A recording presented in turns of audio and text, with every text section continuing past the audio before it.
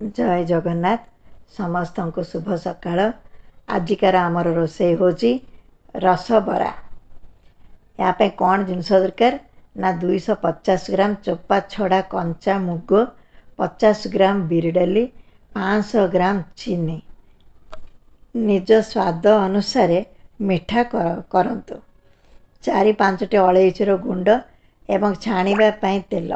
प्रस्तुति प्रणाली मुग और बिरी को भल भाव धोई 2 घंटा बतुराई दिंतु।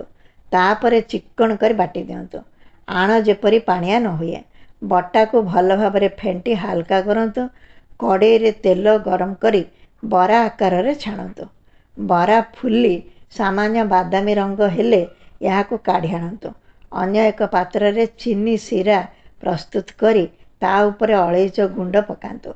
गरम बरा को सीरा रे पकई बुड़ेई दिंतु जेमती रस सबू बरा भितर को पशिब। वर्तमान प्रस्तुत हो गला रस बरा। भल लगिला। आउ गोटे रोषेई सहित काली देखा से पर्यंत विदाई दिंतु। जय जगन्नाथ।